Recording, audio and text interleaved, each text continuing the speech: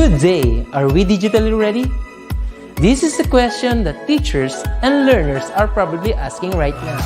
With the advent of DepEd's Digital Rise program, the Open Educational Resources, or OER, was woven together and finally realized.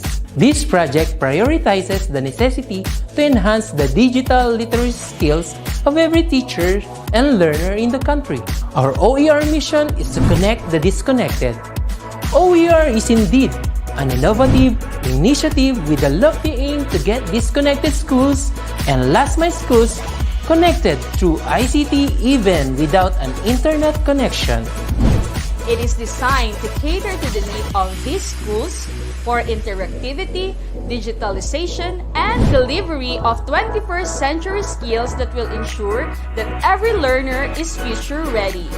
Join us in another training workshop and learn more about open educational resources, whose primary purpose is to provide support and assistance to learners and teachers in this rapid advancement of technology. Our goal is to build and strengthen the capabilities of public and private teachers, school heads, and supervisors by teaching you to create and design interactive, localized, and contextualized instructional materials for teaching using basic, advanced, and proficiency software and tools. Surely, this will be another exciting and engaging webinar training workshop. Together, let's all rise amidst this crisis. Para sa bata, para sa bayan, para sa guro. Sulong, ito kalidad!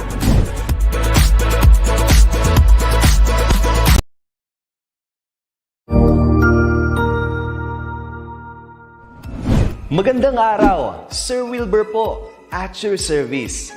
Narito ang ETUlay upang gabayan ka sa inyong pag-aaral upang lubos na maunawaan ang iba't ibang paksa o subject. Ang ETUlay ay isang free online tutorial class na pinangungunahan ng DepEd Educational Technology Unit sa pamumuno ni Undersecretary Elaine Del B. Pascua. Ang programang ito ay hindi lamang para sa mga bata, kundi ito rin ay magsisilbing gabay sa mga magulang at mga guro kung paano nila ituturo o gagabayan sa bawat asignatura ang kanilang mga anak o mga estudyante. Sa kasalukuyan, ang self-learning module mula sa rehiyon ng Calabarzon at kilala sa tawag na pivot ang ginagamit sa ating ETUlay online class. Kaya ano pang hinihintay ninyo? Ihanda na ang inyong mga ballpen o lapis, papel o kwaderno at samahan kaming itulay ang pagkatuto para sa bawat batang Pilipino. Sama-sama tayong magtutulungan para malampasan ang mga hamon sa panahong ito. Halina't matuto kasama ang inyong online tutor sa oras na ito.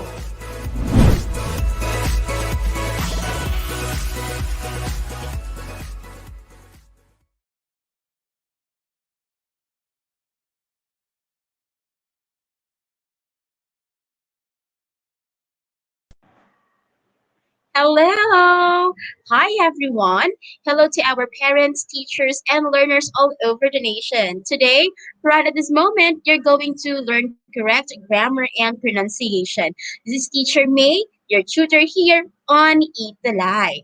For today, I will be teaching English 3, and we're now on Week 5. So our topic for today will be long vowel sounds. All right. So I know you are excited to have this new lesson. So what are you waiting for? Ready your pen, paper, and your self-learning module. Most importantly, ready your hearts, your minds, and your ears. This is English 3. Okay. So bago po tayo magsimula, let us greet our early birds that I can see who made their comments now on the comment section. Hello po kay Sir Christopher Jr. Eliorin.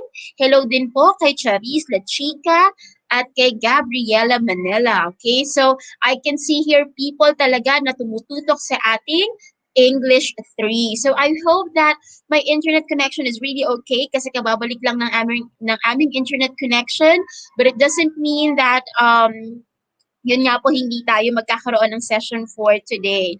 Kailangan talaga we go thanks para magkaroon tayo ng maayos na session. And I can meet you. Syempre, no, hindi mawawala or mamimiss ko kayo kapag hindi talaga tayo nagkaroon ng session for this week. Okay? So before I give you our learning objectives for today, again, our topic will be about long vowel sounds.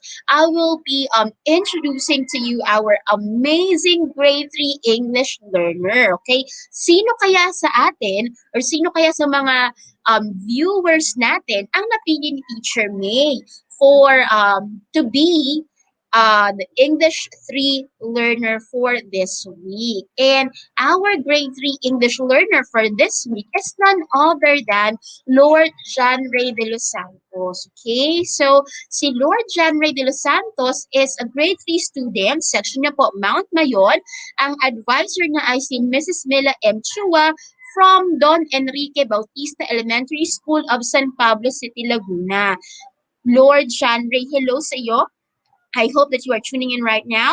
And thank you so much for your support sa ating English 3. So nakita niyo naman how Lord enjoyed the session last week. Kitang-kita sa mga ngiti niya. Actually, last week, sabi pa niya sa akin, no, big help po sa akin ang ETUlay kasi po wala po si Mami kanina. So he was referring last week, no, wala si Mami kanina to help him or to guide him with the lesson or with his modules. Kaya daw big help sa kanya ang ETUlay. Kaya kayo po ang naging guide ko at natuwa din po siya nung binalita ko po na tinawag niyo po ako. Kauuwi lang po kasi ni Mommy. Thank you so much po, no? So, thank you John Ray for your support na hindi actually dapat ako yung mag-thank you sa iyo because you are really showing your great support sa English 3 at sa ating ETUlay session. So for those who would like to be featured next week, you can send your selfie watching our session for today and send your selfie photos to my FB account. That's May Sevilla, MAYSEVILLA. Again, congratulations Lord John Ray de los Santos at kay Ma'am Chua na advisor po ni Lord. Maswerte po kayo kasi meron po kayong estudyante na napakasipag. Okay? Now let's have our session for today. For our session for today, again, it will be about long vowels. This will be our learning objectives. First, recognize long vowel sounds. Second, practice saying words with long vowel sounds. Third, distinguish the difference between short and long vowel sounds. And the last objective will be choose words within sentences that have long vowel sounds. Okay? So, kung the mga past week, it's more of reading, informational text, problem and solution, cause and effect. Right now, we will be having a speaking session. Okay? So, excited na ba kayo? Kasi ako super excited na ako to have this session with you. Okay? So, before we have the session, mag-recap lang tayo ng ating lesson last week.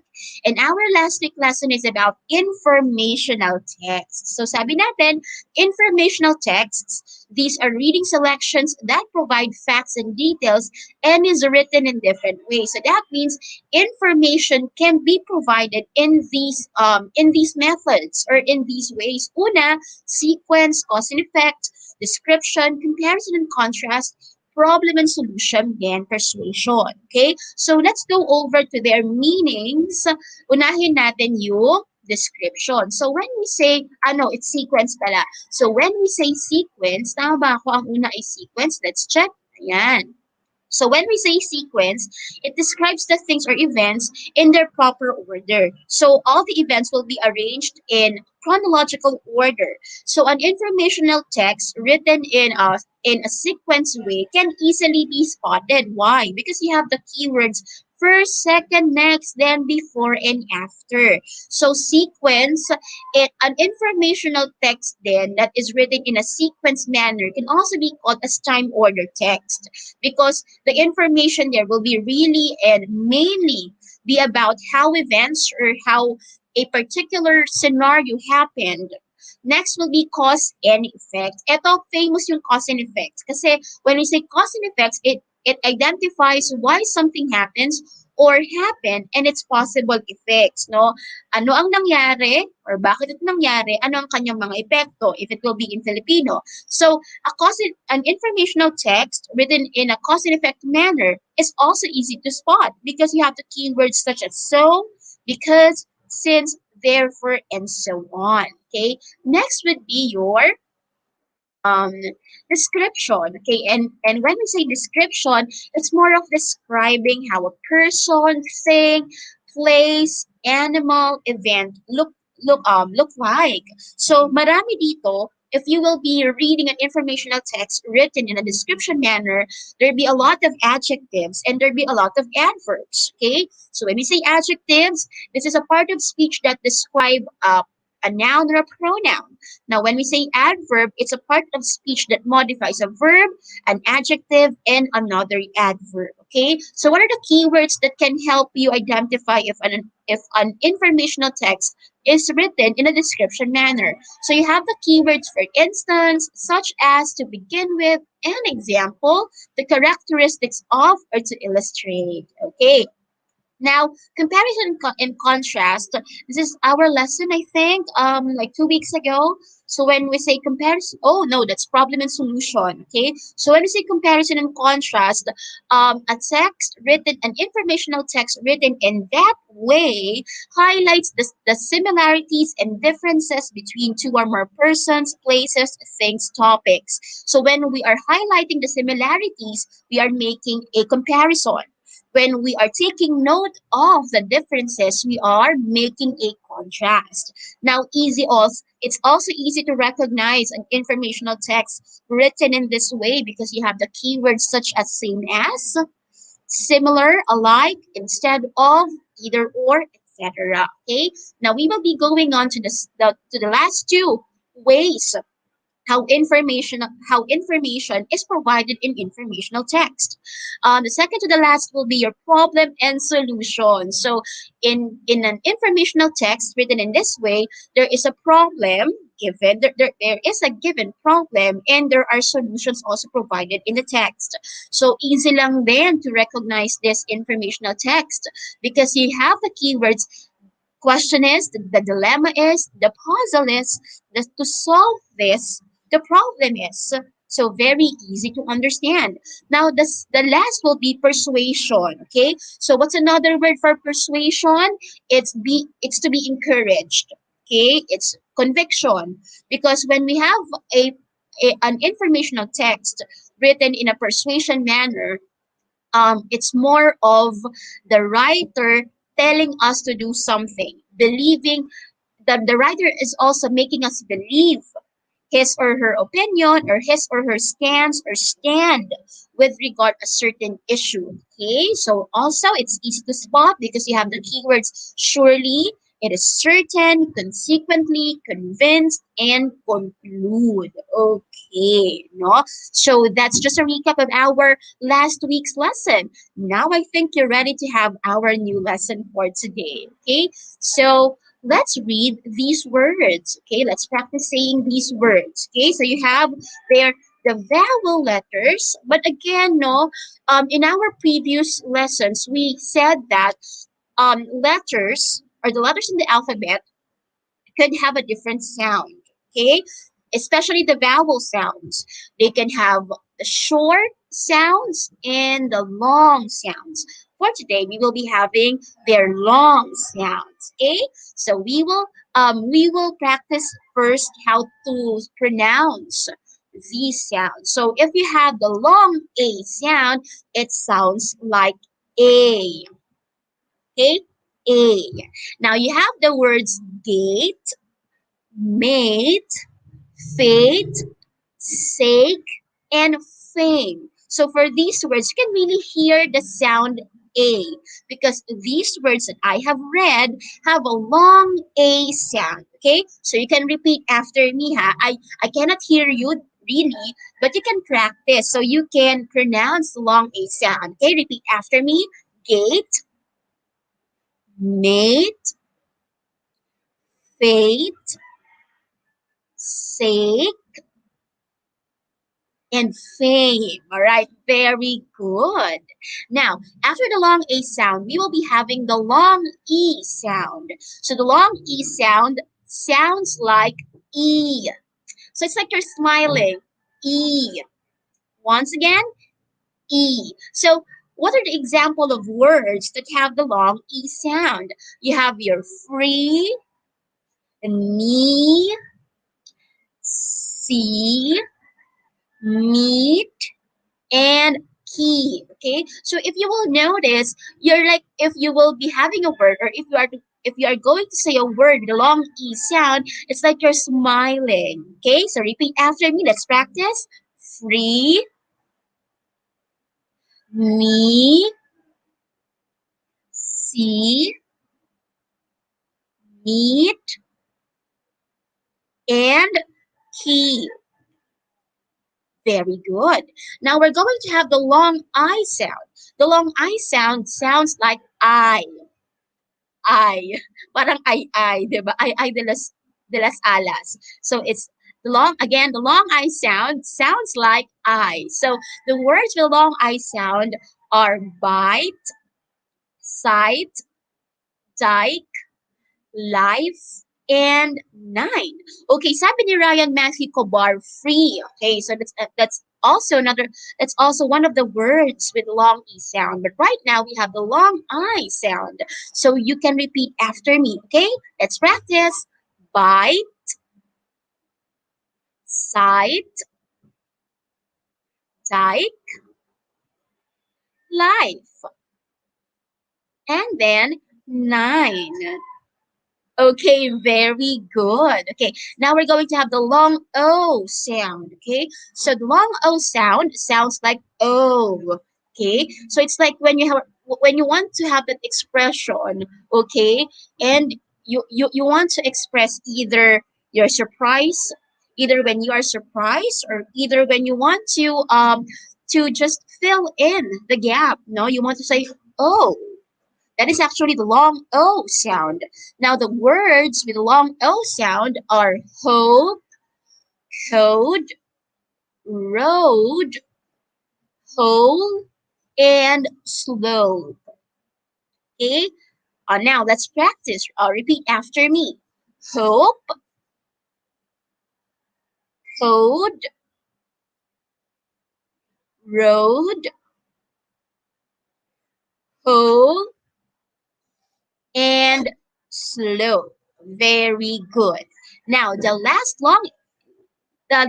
vowel sound, long vowel sound that we're going to have today is the long U sound. Okay, so the long U sound have two sounds. Unlike the other vowels that they have just like one sound, the long U sound could have two. Okay, let's have the first one.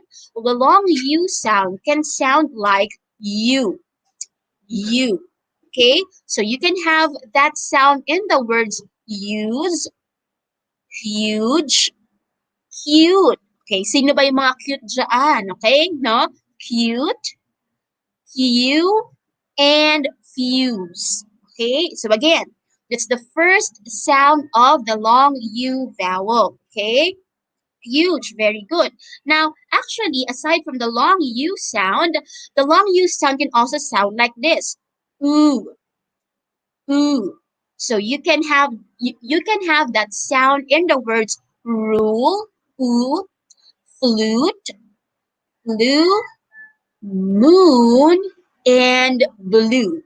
Okay, so once again, the long vowel U has two sounds, one with U and one with oo.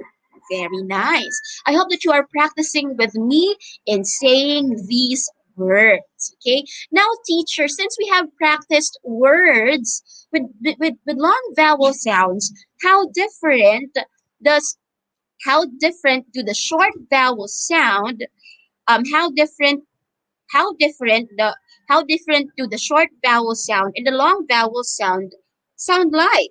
So let's have a different let's differentiate these sounds. Okay, so the short vowel, the short sound sounds like uh.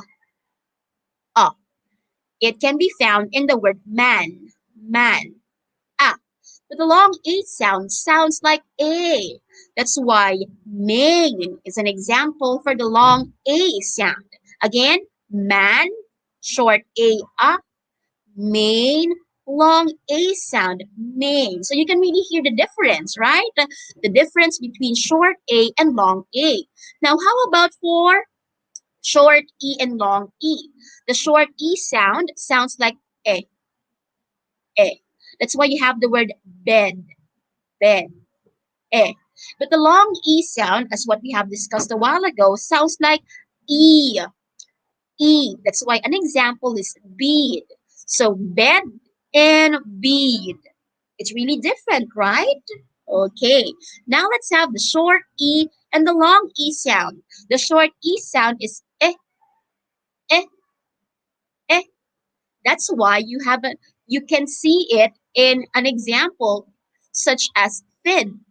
Eh. But the long I sound, kanina sabi natin, it sounds like I. So fine, fine.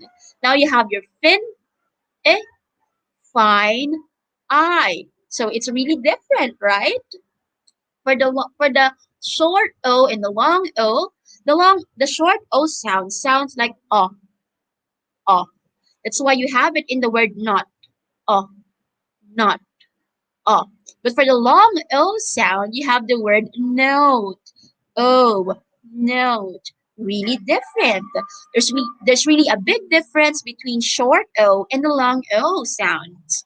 Now, the last one will be the short U and the long U sound. The short U sound sounds like oh, oh. That's why you have it in the word fool. Oh, fool. Oh, but the long U sound sounds like ooh or you. But for this one, this sounds like ooh, fool. So once again, you have the word fool, oh, and fool. Ooh, okay. So I hope you can distinguish the difference between short vowel sounds and long vowel sounds. There's really a difference. That's why we are understanding and we are trying to practice how short vowel sounds and how long vowel sounds sound like. Okay, now let's find out. Let's have this activity. I'll read the directions, read the words below, then identify the long vowel sound in each word. Write your answers in your notebook, but this time you will be writing your answer in in the comment section. So you will identify what long vowel sound is in each word. Let's have an example. So you have the word need. Okay, so it has the long vowel sound E. So you will just put in the comment section the letter E. All right. So you will just put the letter that has a long sound in the given words. Now let's start now. Let's have the word mute. Once again, mute. What long vowel sound does the word mute have? Okay, marami nang sumasagot. Sabi ni Andre Lasco, sabi ni Andre Lasco, sabi ni Lord, it's the long vowel U. Okay. So, pasensya na may nagpupukpok, no? Okay, now let's have the second word. It's heal. Once again, it's heal. What long vowel sound does heal have? Sabi ni Asen, it's letter E. Okay, tingnan natin yung iba. Sabi ni Kurt Lawrence Vergara, it's letter E. So, the word heal have the long E sound. Let's see if that is correct. That is nice. Good job. Now, let's have number 3. Sake. Sake. What long vowel sound does the word say have? Sabi ni Eisen, ni Lord, it's letter A. Okay, tingnan natin kung tama ha. It's letter E, parang yung long E, E. Yung long A. So what long vowel sound does the word A, say have? Let's see. It's actually the long vowel A. Okay, bawi tayo ha. Let's have number 4. Okay, the fourth word is time. Time. What long vowel sound does the word time have? Sabi ni Lord, letter I. Okay, parang iba yung A kasi the long A sound is A. The long I sound is I. Again, number 4, it's time. Time. Okay, sabi ni Gabriela, ni Jorlene, sabi din ni Rian, it's letter I. Let's see if that is really letter I. That is correct. It's not letter A. Wrong vowel sound A. No, it's the long vowel I. Now, bawi tayo. Let's have number 5, cure. U. Cure. Okay, so what long vowel sound does the word pure have? Sabi ni Gabriela Manila, Nadine, and Lord, ni Ramiel, it's letter U. Tingnan natin if that is really letter U. Ang galing. Now let's go to the next set of words. Let's have the word bake. Bake. Okay. What long vowel sound does the word bake have? We're now on number 6. Okay. Number 6 na tayo. Again, the word is bake. What long vowel sound does it have? Sabi ni Jenaline, it's letter A. Same with Aisen and with Jasmine. Same with Lee Hayel. Tama naman sila. Let's see. Tama naman. How about for the word boat? Once again, it's boat.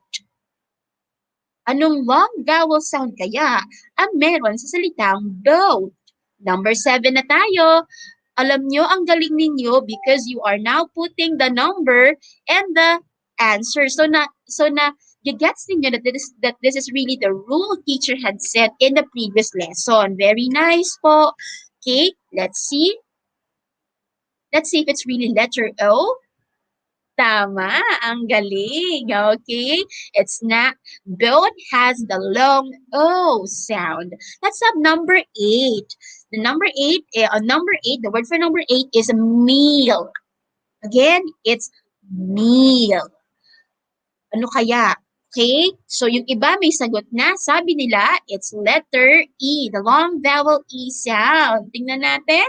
Ang galing-galing naman. Now let's have number 9. It's joke. Joke. Oy, joke lang yun. What long vowel sound does the word joke have? Number 9 na po tayo. Sabi ni Lord, it's letter O. Oh, is that true? Sabi ni, ano pa man? Sabi ni Jorlene, O. Sabi din ni Yana. Tingnan natin. Is it really letter O? Ang galing. Now let's have the last letter. Let's have bind. Bind. Okay? Anong long vowel sound ang meron sa salitang bind? Sabi ni Annie, letter I. Sabi ni Andre, same din, I. Tingnan natin kung tama sila. Ayan, merong mga humahabol like Andre Lasco and Andre Dominic. Tingnan natin. Ang galing. Okay. Very nice. Okay. That's just one of the practices we will be having for today. Now, meron ulit tayong practice, no? Titingnan natin how really keen your ears are in spotting the word that has the long vowel sound. Okay?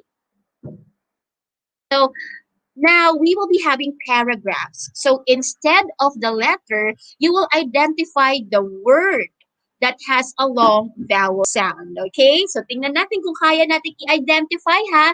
Let's have this sentence. Rico smiles at me.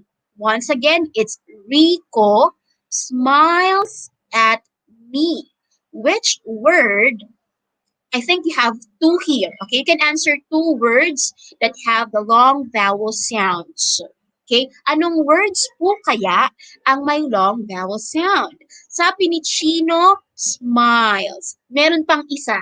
And smiles the word smiles, it has the long I sound. Meron pang isa actually. Ano kaya yung isa pang word na may long vowel sound? It's not Rico. No. It's not Rico. Sino kayang makakapag-identify? Again, Rico smiles at me. Tama si Ramiel. It smiles and me. Smiles again has the long I sound and me has the long E sound. Ang galing ni Ramiel. Okay. Actually, siya yung nauna kong nakita. Pero kung may una pa, congratulations. Let's have number 2. She will meet you. She will meet you. Again, meron ditong dalawa. Okay? Meron ditong dalawang words na may long vowel sound. Okay? We're now on number 2. We're now on number 2, ha? She will meet you. She will meet you. Number 2 na tayo. Okay, meet and will? No. Oh, sabi ni Ramiel, it's a meet and you. O, tama ulit si Ramiel, okay? You have meet and meet has the long E sound. You, it has the long U sound. Okay, ang galing ni Ramiel. Now, let's have number 3. It is a huge park. Once again, it is a huge park. What long vowel sound? What is the word that has a long vowel sound in this sentence? Si Aisen sabi niya huge. Okay? Meron pa bang hahabol? Okay? Well, yung park hindi kasi park is a it's a it's a short sound, okay? Sige, for us to know it better, sasabihin ni teacher kung dalawa or isa. So number 3, isa lang. Isang word lang ang may long vowel sound dito. Ayan, may humahabol at sumasagot. Sabi ni Annie, it's huge and the other else as well. Very good. Ang sagot sa number 3 ay huge talaga and it has the long U sound. Number 4, let's have she puts ice into the glass. Ito, isang word lang. Isang word lang ang may long vowel sound. What is that word? She puts ice into the glass. We're now on number 4. She puts ice into the glass. Sabi ni Jasmine, it's ice. Yung glass, no. Kasi glass has a short sound. Glass. So it's not a long vowel sound. And the answer is the word ice. Hindi po glass. Hindi po glass, it's ice. Okay? Now let's have number 5. There is a big piano. Isa lang. Here, for number 5, we have one word that has a long vowel sound. And what is that word? There is a big piano. Oh, tama si Kurt. The right answer here for number 5 is the word piano. And it has the long O sound. Okay, tama rin si Jasmine. Okay, yung big, it's a long E sound. So, hindi siya yung long I. Kasi di ba ang long I, it sounds like I. Now, let's have number 6. Arnold lift the vase.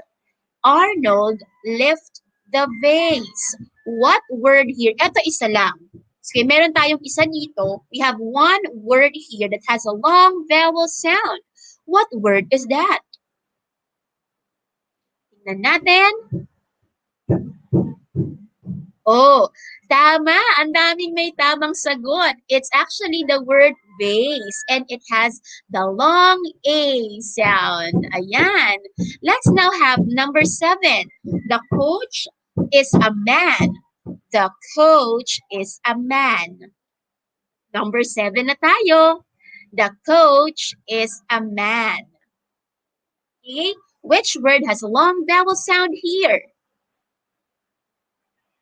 Sabi nila man. Oh, nasa example yun kanina. Man has a short A sound. Man. Man. Okay, tingnan natin. May nagsagot ng coach and coach is the correct answer. Why coach? Because coach has a long O sound. Coach. Okay, now let's have number 8. Draw vertical lines. Which word here has a long vowel sound? Draw vertical lines. Number 8. Okay, number 8 na tayo. Tama si Lord? Sabi niya lines. Okay, that is the correct answer. The word that has the word here that has a long vowel sound is the word lines. Now let's have number 9. Okay. Oh, ay, napindot na ni teacher. Let's have number 9 and i-explain ni teacher bakit. There is a toad in the pond. Toad. Ooh, sound. So you have there the long U. Now let's have number 10. 10. She will visit him in June. June. Ooh. So what word there has a long vowel sound? Number 10 na tayo. Sabi ni Jasmine, it's June. Okay, tama rin si Lord. Very good. Anong long vowel sound ang meron sa June? June has the long U sound because it has U. June. Okay, very good. Ayan. Napansin ko, there are a lot of you who answered correctly. Very nice. All right. So let us summarize our lesson for today. Okay. Why do we have to know the short A are the short vowel sounds and the long vowel sounds. So when we can distinguish between short and long vowel sound, it is important because we can better enunciate the words. When we say enunciate po, it means when you can really pronounce the sounds well. Okay? Importante siya kasi when we can enunciate the words well, we make spoken words easier to be understood by our listeners. Siyempre, gusto rin naman natin na naiintindihan tayo ng mga taong nakikinig sa atin, especially when we are speaking in English. And one thing that we have to know when we are speaking English, we have to pronounce and enunciate the words well. Because when we do that, we are making ourselves easier to be understood by our listeners or kung sino man yung kinakausap natin. Okay? So I hope clear sa inyo yung short vowel sounds and long vowel sounds. Sabi nga ni Anna, because we can learn to talk really well. Yes, no? Kaya we are having this lesson. Short vowel sounds and long vowel sounds. Okay? So again, if you would like to be featured next week, just send to me a picture of you, a selfie of you watching English 3 and send it to my FB account, MAYSEVILLA. That's May Sevilla. Okay? So thank you so much, learners, for being with me today. And thank you so much, no? Kasi lagi kayong nandito para subaybayan ng English 3. Okay? So marami pa po tayong matututunan on the next episode. So I hope that you will be here with me. Tututok pa rin kayo. And I hope that you will having a nice day. Bye!